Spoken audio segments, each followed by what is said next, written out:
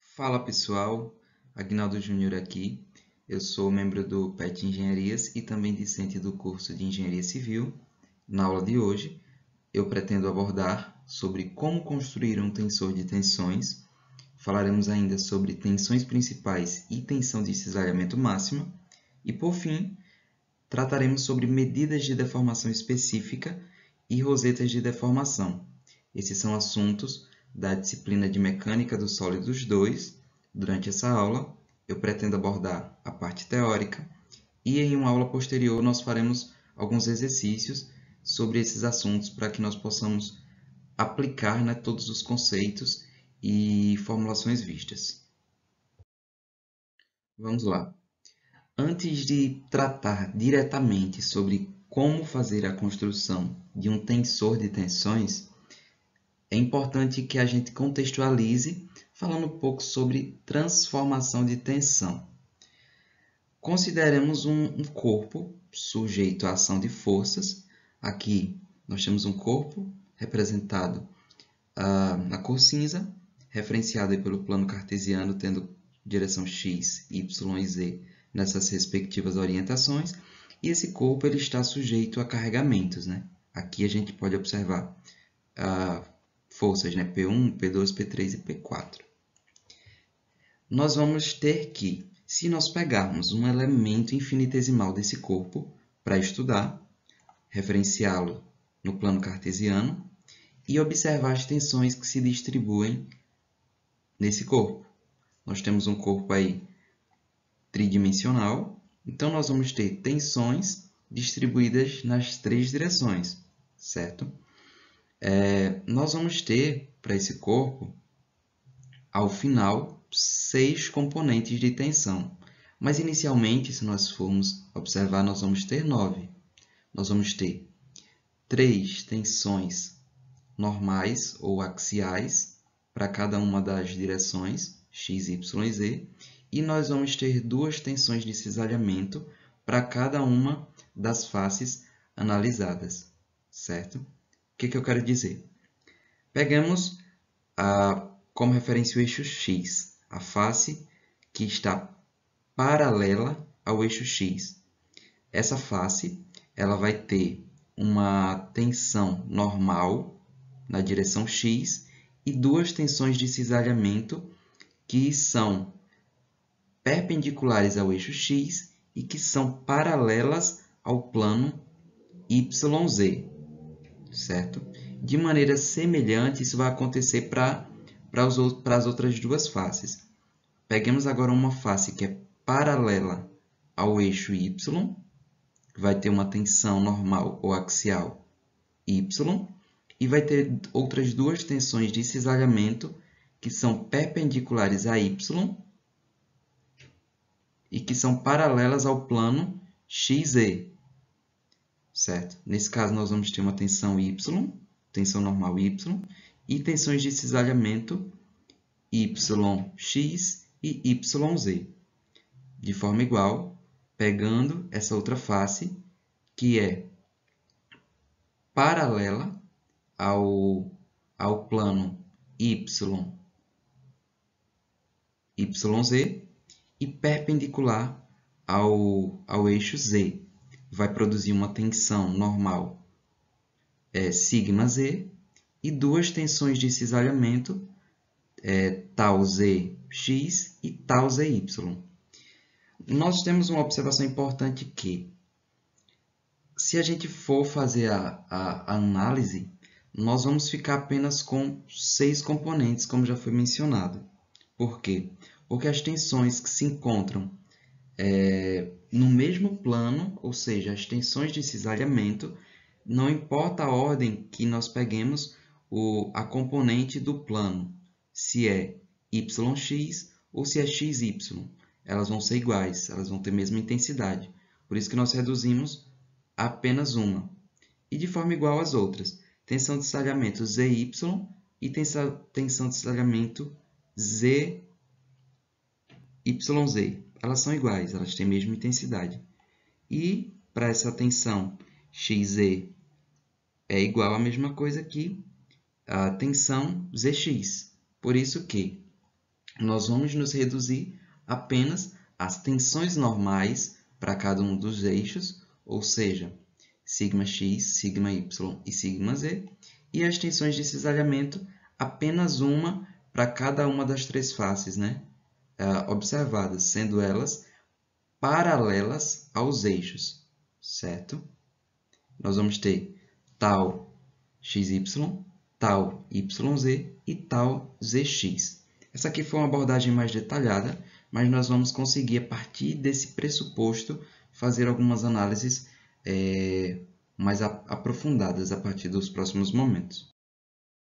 Então, a partir da apresentação anterior, que diz que temos um corpo sujeito a vários carregamentos, nós vamos pegar um elemento infinitesimal desse corpo, um elemento tridimensional, e vamos observar como se ocorrem as tensões, as distribuições de tensões nos eixos x, y e z. Colocando aqui de forma mais visual, nós temos um elemento cúbico aqui e vamos ter tensões normais, né, ou axiais, e ainda as tensões de cisalhamento distribuídas para cada uma dessas direções, desses eixos ordenados. O tensor de tensões, né, ou tensor de tensões de Cauchy, ele representa aí uma ferramenta que vai nos permitir de maneira completa observar como se dá o estado de tensão de um corpo material a partir das forças que agem nesse elemento, nesse corpo, certo? E esse recurso ele vai nos permitir que, a partir dessa análise das forças que vão gerar as tensões no elemento analisado, nesse elemento infinitesimal, nós vamos conseguir de maneira completa representar o estado de tensão nesse corpo através de uma forma matricial, ou seja, a tensão para esse corpo, para esse elemento analisado, ela vai ser, né, representada a partir dessa matriz, em que nós vamos ter três tensões normais ou axiais, né, σx, σy e σz, e nós vamos ter, para cada um dos eixos, duas tensões de cisalhamento, ou seja, no eixo x nós vamos ter uma tensão normal e duas tensões de cisalhamento. A tensão normal ela é perpendicular ao plano e as duas tensões de cisalhamento elas são paralelas ao plano. Logo, nós vamos ter tensão σx, tensão normal, e tensões de cisalhamento tal xy e tal yz, certo? De maneira igual, a tensão normal que vai ocorrer no eixo y, sigma y, e as tensões de cisalhamento vão ser tal yx, tal yz. De maneira semelhante ainda, a tensão que vai ocorrer no eixo z é normal, ou seja, essa tensão ela é perpendicular ao plano no qual o eixo ele está localizado, por exemplo, aqui o eixo z. Essa tensão ela é normal ou axial, ela sai do plano, e as outras duas elas se encontram paralelas à face do plano, certo? Então, nós vamos ter tensão normal Z e tensões de cisalhamento tal Zx e tal Zy. Nós vamos observar um pouco mais à frente, quando tratarmos do estado plano de tensão, que essas ordens elas vão representar coisas um pouco parecidas, e nós vamos reduzir essa matriz 3x3 a uma matriz 2x2. Mas essa abordagem, para que nós compreendamos do que se trata o tensor de tensões, ela é importante nesse primeiro momento.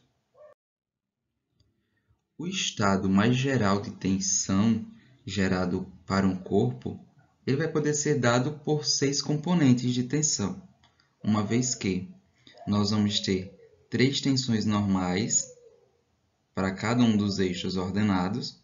Elas são paralelas aos eixos, essas tensões normais, e perpendiculares ao plano analisado. E nós vamos ter para cada um dos planos analisados, duas tensões de cisalhamento. Mas, como eu mencionei antes, nós vamos fazer essa redução dessas componentes especificamente para as tensões de cisalhamento. Por quê? Observe essa nota aqui. Nós temos uma tensão de cisalhamento no plano XY e nós temos uma tensão de cisalhamento no plano YX. Elas representam a mesma coisa, elas têm a mesma intensidade, certo? Elas só estão em planos diferentes. Por isso que nós vamos fazer essa consideração. De igual forma, nós temos uma tensão de cisalhamento no plano YZ, que vai ser igual à minha tensão de cisalhamento no plano ZY, sendo igual novamente. E ainda uma tensão de cisalhamento no plano ZX, que é igual à minha tensão de cisalhamento no plano XZ. Exatamente isso. Ó. Pegamos aqui o eixo X, observemos aqui a tensão de cisalhamento tal XY vai ser igual à mesma coisa que tal YX. Elas só estão em planos diferentes. E essa observação ela vai se aplicar para todos os planos.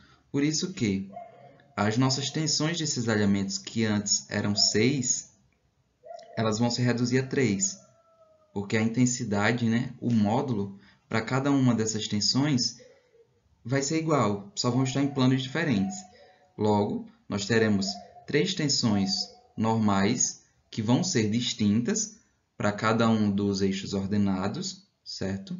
E 3 tensões de cisalhamento. Logo, nós ficaremos com 6 componentes de tensão representando o estado mais geral aí de tensão para um corpo. Quando nós pegamos esse elemento Q, esse elemento infinitesimal, e rotacionamos ele um ângulo θ, por exemplo, nós vamos ter uma forma diferente de abordar ou de representar esse nosso estado de tensão. Porque agora, além das tensões originais que nós tínhamos, nós vamos ter que considerar esse ângulo de giro, esse ângulo de rotação. Logo, essas novas minhas componentes de tensão, elas serão diretamente dependentes das tensões originais e do ângulo de giro. Ainda, para deixar essa abordagem mais clara, a partir do pressuposto de que nós pegamos um elemento infinitesimal, por exemplo, ponto B, e nós vamos analisar o estado mais geral de distribuição de tensão nesse corpo. Esse corpo ele é tridimensional, ou seja, ele vai ter as tensões geradas a partir da distribuição de força em uma dada área, né, dA, diferencial, e vão gerar-se tensões, né, tensões normais e tensões de cisalhamento para cada uma das direções, ou seja, direção x, y e z. Esse elemento aqui ele representa o nosso estado mais geral, ou estado triplo de tensão, que é aquele em que nós vamos ter tensões distribuídas ao longo dos 3 eixos ordenados. 3 tensões normais ou axiais, tal x, y e z, e 6 tensões de cisalhamento distribuídas nas 3 faces perpendiculares ao eixo ordenado, certo?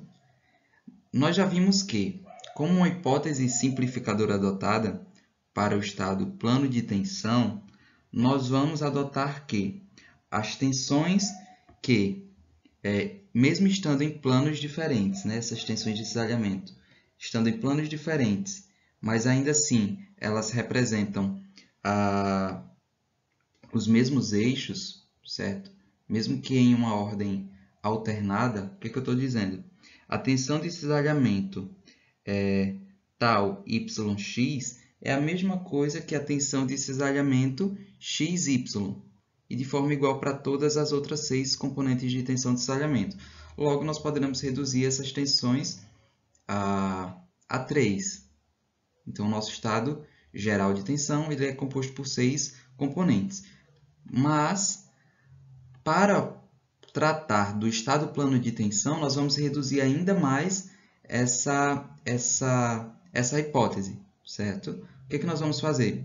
nós vamos considerar que as tensões em duas faces que são paralelas, elas serão nulas, ou nós vamos desprezar. Ainda, nós podemos considerar que essas duas tensões distribuídas em duas faces, elas são perpendiculares ao eixo Z. Ou nós podemos apenas desprezar o eixo Z na nossa análise. Logo, nós saímos de uma análise no sistema tridimensional para uma análise no sistema bidimensional. Logo, nós desprezamos todas as tensões normais e de cisalhamentos que são relativas ao eixo Z. Então, nós vamos ficar com um estado de plano de tensão representado dessa forma aqui. Nós vamos ter tensão normal X, tensão normal Y e as tensões de cisalhamentos relativas a esses dois eixos, tal XY. Certo? Por quê?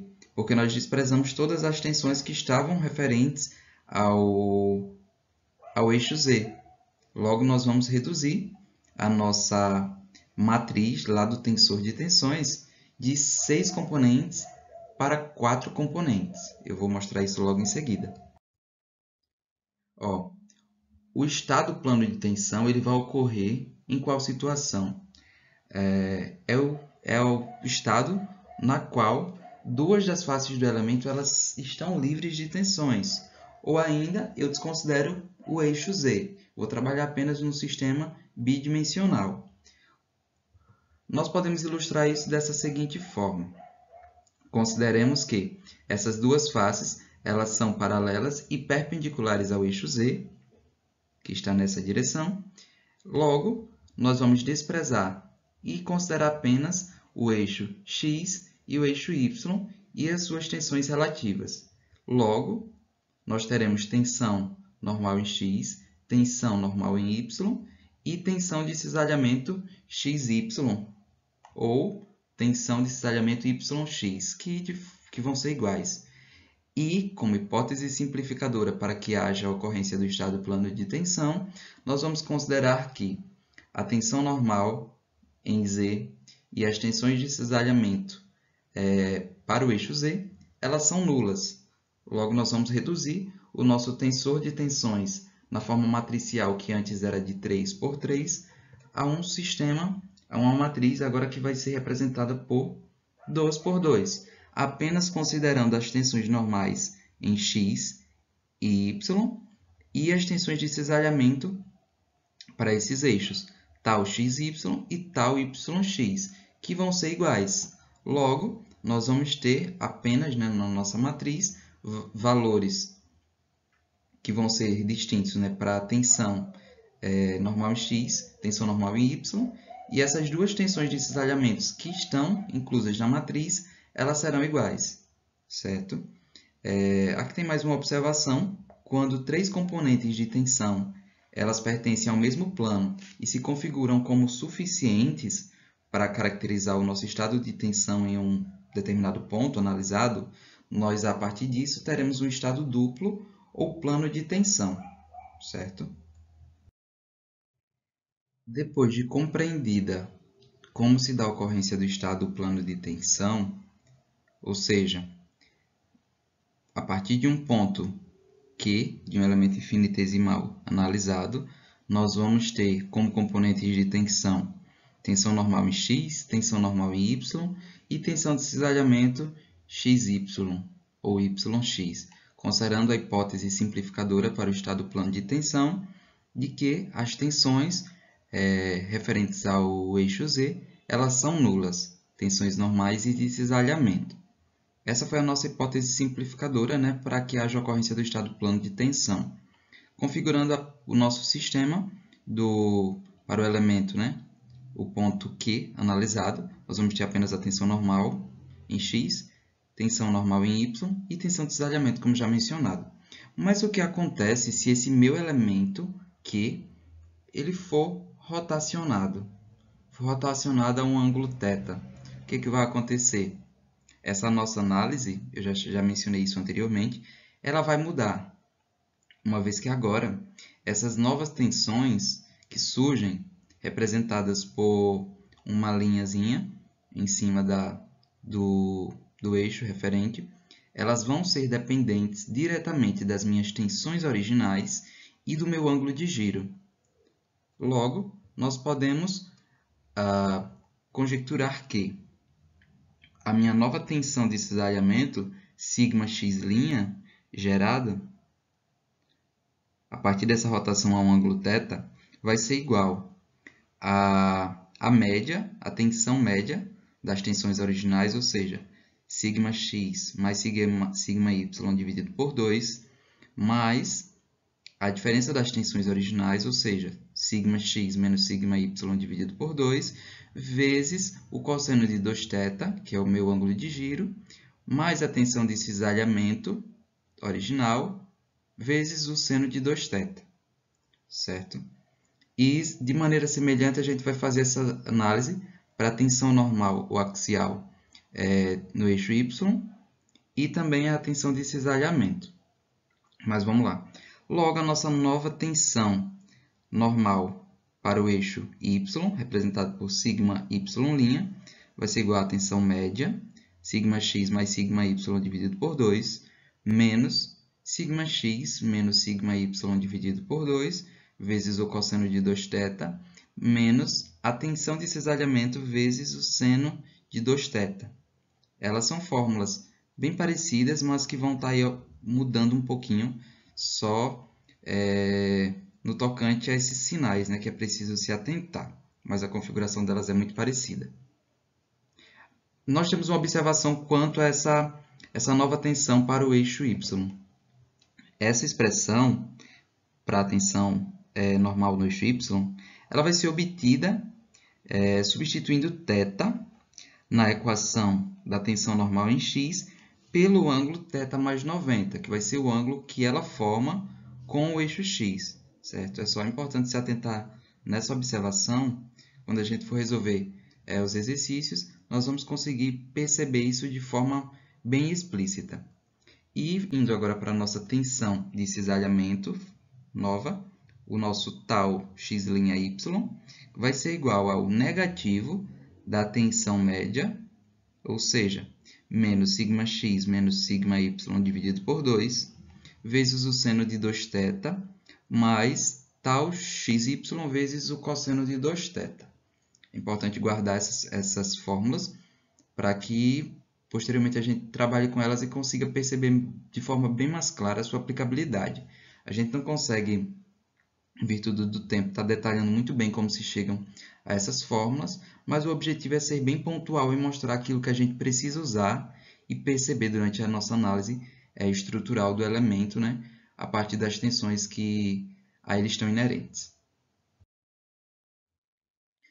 Nós temos que, a partir daquelas tensões mostradas anteriormente, que são geradas a partir do giro num ângulo θ para o nosso elemento Q, que vem sendo analisado, essa nova tensão σx', vou repetir, que vai ser igual a σx mais σy dividido por 2, que é a nossa tensão média, mais σx menos σy dividido por 2, vezes o cosseno de 2θ, mais a nossa tensão de cisalhamento, tal xy vezes o seno de 2θ, certo? Essa vai ser a nossa nova tensão normal para o eixo x, gerada a partir da rotação do elemento. A nossa nova tensão de cisalhamento, o tal x'y, vai ser o negativo da tensão média, ou seja, menos σx menos σy dividido por 2, vezes o seno de 2θ, mais a nossa tensão de cisalhamento, tal xy, vezes o cosseno de 2θ.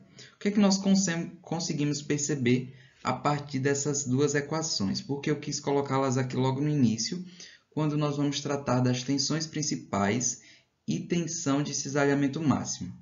Eu quis fazer uma abordagem aqui colocando elas inicialmente, por quê?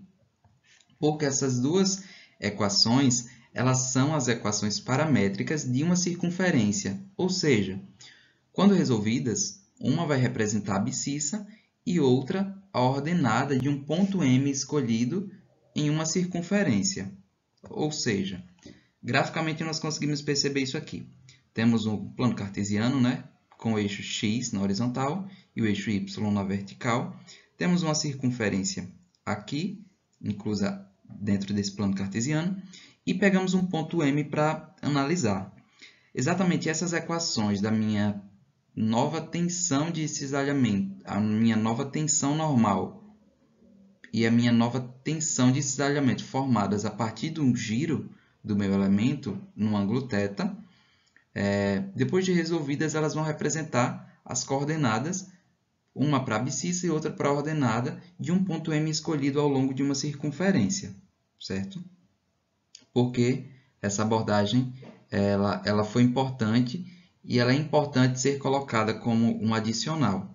Se nós pegarmos uma circunferência de raio R, tal como nós temos aqui, esse ponto escolhido ao longo da circunferência, que no nosso caso é o ponto M, ele vai ter duas coordenadas para o representar. E as equações, né, para representar a nossa circunferência, ela é dada dessa forma. O raio ao quadrado é igual à soma dessas diferenças entre essas componentes ao quadrado, certo? Então, essa é a nossa equação de uma circunferência, só para que a gente consiga se recordar. E vai ser muito parecido com o que nós vamos ter a partir dessa análise, considerando as tensões normais e de cisalhamento, ok?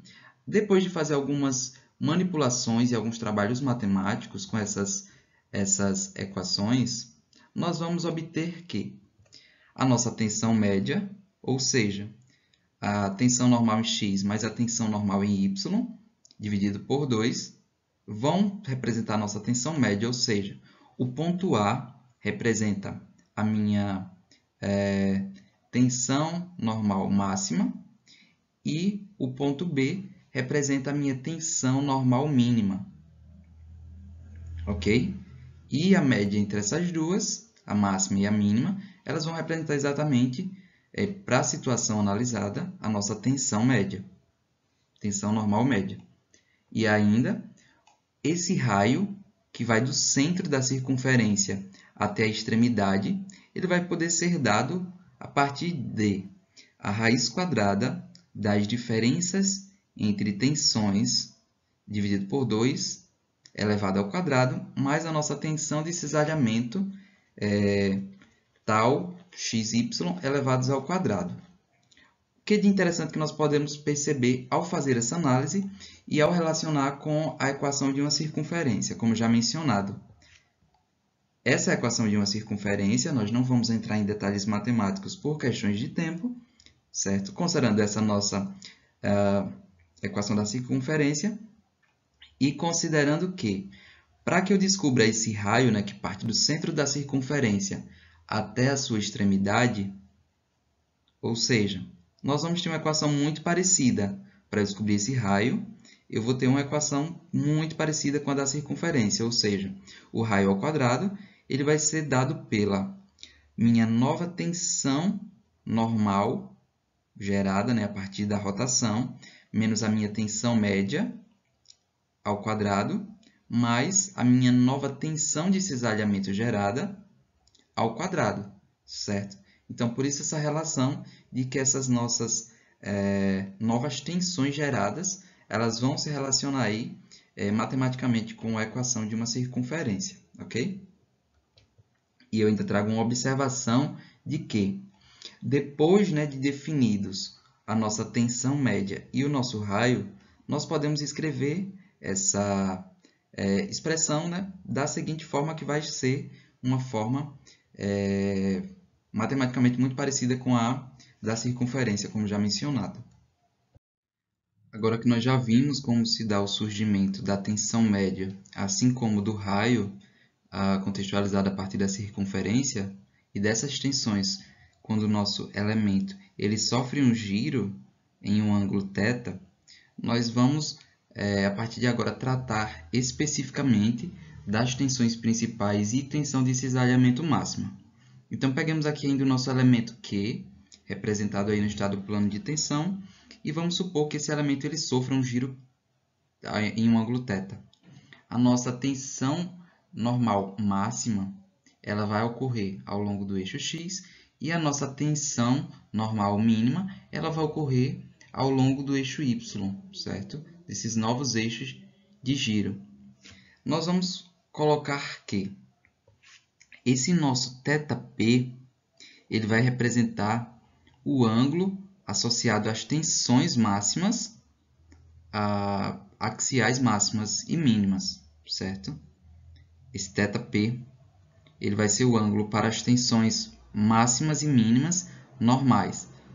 Para a tensão máxima, que vai ser com relação ao ângulo ao eixo X, e com relação à tensão mínima, que vai ser com relação ao eixo Y. E o sigma máximo e sigma mínimo são as minhas tensões principais que nós falamos. Mas como calcular o valor destas tensões principais? Primeiro, vamos ver como nós calculamos o ângulo. A relação para calcular o ângulo de giro vai ser a tangente de 2 vezes o θP, que vai ser igual a 2 vezes a tensão de cisalhamento tal xy original, dividido por σx menos σy. As nossas tensões máximas e mínimas, por sua vez, elas vão ser representadas pela tensão média, mais ou menos o raio, que já foram calculados anteriormente. Logo, nós vamos ter que a nossa tensão máxima e mínima, respectivamente, elas vão ser dadas por σx mais σy dividido por 2, mais ou menos a raiz quadrada de σx menos σy dividido por 2 elevados ao quadrado, mais tal xy elevado ao quadrado. Como eu mencionei, a minha tensão de cisalhamento, só detalhando mais, a minha tensão normal máxima, retificando, a tensão normal máxima ela vai ser dada pela minha tensão média mais o raio, e a minha tensão normal mínima, ou seja, aquela que ocorre para o eixo Y e a anterior para o eixo X, a minha tensão normal mínima ela vai ser dada pela tensão média menos o valor do raio. Vale acrescentar ainda que para que nós calculemos o ângulo θ e as nossas tensões principais, o sigma máximo e o sigma mínimo, eles são formados, aquela relação ela também pode ser obtida, para cálculo desse ângulo a partir da derivada com relação a θ da nossa equação sigma x', ou seja, da nossa equação da tensão normal após o giro do elemento. Mas por questões de praticidade, nós nos atemos ao uso daquela fórmula que permite uma representação e cálculo mais simplificado e sem tantas dificuldades. Mas, dando continuidade ainda, peguemos a nossa circunferência, referenciada aí no plano cartesiano. Nós vimos que o ponto A ele representa o máximo valor da nossa tensão normal e o ponto B representa o mínimo valor da minha tensão normal, certo? Agora, o ponto D e o ponto E, eles vão representar o nosso máximo valor para a tensão de cisalhamento, ou seja, a nossa tensão de cisalhamento máxima que nós queremos calcular. Logo, antes, nós nos atemos a calcular as tensões principais, com relação ao eixo X e Y. Agora nós vamos nos ater a entender como se dá esse cálculo da tensão máxima de cisalhamento ou tensão de cisalhamento máxima para um dado elemento que foi rotacionado. Nós vamos ter que, primeiro, esse ângulo de rotação, ou seja, θc, ele é o ângulo associado ao máximo valor da tensão de cisalhamento, ou tensão de cisalhamento máxima, como já mencionado. Esse nosso tal máximo é exatamente o valor da nossa tensão de cisalhamento máxima no plano de tensão, no plano analisado. Então, a partir disso, nós podemos calcular que o nosso θc, ou seja, o ângulo para a tensão de cisalhamento é igual a tangente de 2θc, que é igual ao negativo de σx menos σy, dividido por 2 vezes a tensão de cisalhamento original. Nós podemos observar, curiosamente, que para calcular o ângulo da máxima tensão de cisalhamento, essa fórmula aqui ela vai ser invertida com relação à do ângulo para as tensões principais e colocando o sinal negativo na frente. Antes, o 2 tal xy estava no numerador e a diferença entre tensões normais elas estavam no denominador, mas é só a nível de curiosidade. São fórmulas parecidas, então vale ressaltar para se atentar e não acabar confundindo em alguns momentos. Dito isso, depois de calcular o nosso ângulo, né? É só fazer o arco tangente e tudo mais, nós podemos calcular a nossa tensão de cisalhamento máximo em si, né? Que vai ser igual ao tal máximo, sendo dado pela raiz quadrada da tensão normal em x menos a tensão normal em y dividido por 2 elevados ao quadrado, mais o nosso tal xy ao quadrado. Uma curiosidade que eu tenho para colocar com relação à nossa máxima tensão de cisalhamento é que ela vai ser igual ao valor do nosso raio da circunferência que nós calculamos antes, certo? São valores iguais, então vale salientar. Saindo agora da parte de tensões e vindo para medidas de deformação específica e rosetas de deformação, que é a parte final do nosso vídeo, nós vamos ter que, quando um corpo ele sofre carregamentos, né, ou seja, sofre ação de forças, as deformações normais que vão ocorrer na superfície, elas vão poder ser determinadas a partir de 3 extensômetros que vão possuir em si resistências elétricas que vão ser agrupadas como um padrão específico, um padrão predeterminado. Essas resistências elas vão medir essas deformações específicas que vão acontecer nesse corpo a partir de certo padrão. E esse padrão ele vai ser denominado, né, ou intitulado rosetas. Então, de forma simplista, a roseta vai ser esse elemento que vai agrupar os extensômetros, né, que vão, por sua vez, ter essa resistência elétrica e aferir essas deformações ao longo de eixos. O eixo, né, dos extensômetros, eles vão ser posicionados em alguns ângulos e vale salientar que, quando se trata de rosetas de deformação, vão existir vários tipos de roseta, inúmeros tipos, certo? Aqui eu trouxe 3, que talvez sejam alguns bem usuais, mas vale salientar e já fica como uma dica, uma das questões que causa bastante erro quando se está resolvendo algumas questões é exatamente não se atentar a essa questão dos ângulos. Em si, a visualização ela não é difícil, mas causa alguns equívocos que mudam diretamente o resultado final. Então é importante ter atenção nesses ângulos. Nesse caso A, nós temos uma roseta que possui extensômetros ajustáveis, ou seja, eles não são predefinidos. Nessa roseta, representada na letra B, nós temos uma roseta de 45 graus, no qual, para o extensômetro A, o ângulo é 0 grau, ou seja, θA é 0, θB vai ser 45, θC vai ser 90 graus. De forma igual, nesse caso C, nós vamos ter uma roseta de 60 graus, ou seja, θA vai ser 0 graus, θB vai ser 60 graus, θC vai ser 120 graus. E em casos em que ela é ajustável, aí você vai precisar ter um pouco mais de atenção, só que a análise é semelhante a isso aqui, ok? Nós, quando formos resolver questões, vamos conseguir demonstrar isso e deixar bem mais claro.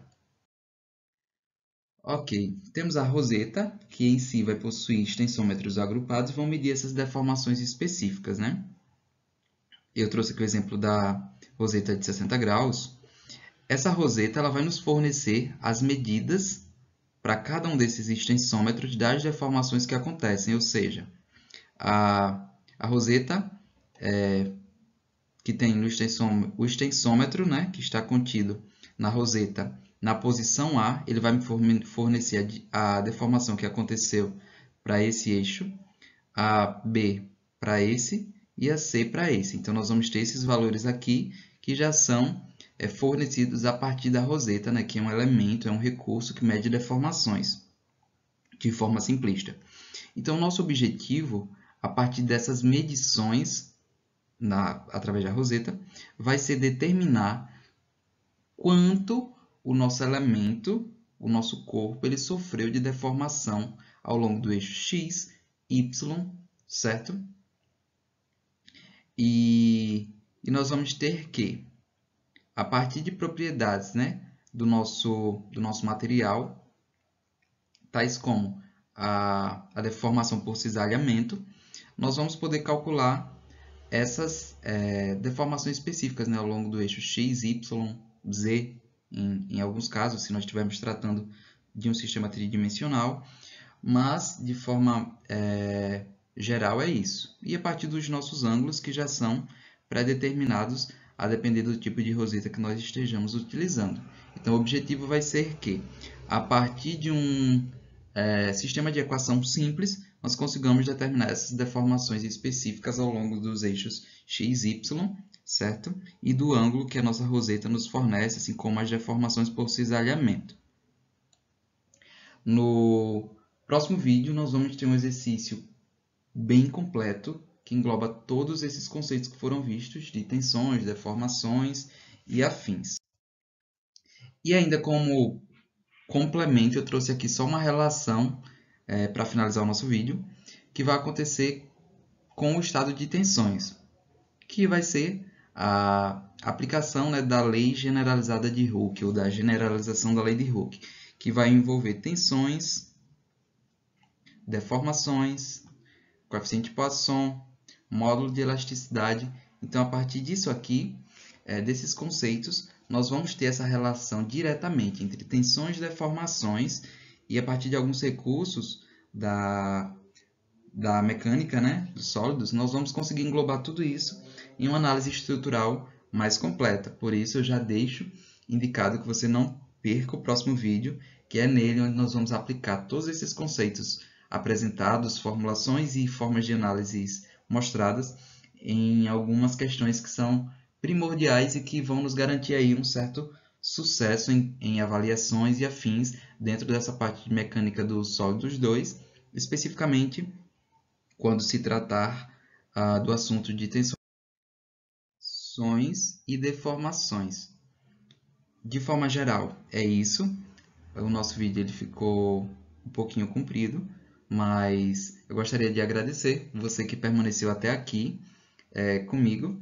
Não deixe de assistir o nosso próximo vídeo, que vem aí em breve com questões aplicando todos esses conceitos mencionados na aula, desde a construção de tensor de tensões, envolvendo também aí as tensões principais e cisalhamento máximo, e finalizando aí com medidas de deformação e rosetas, né?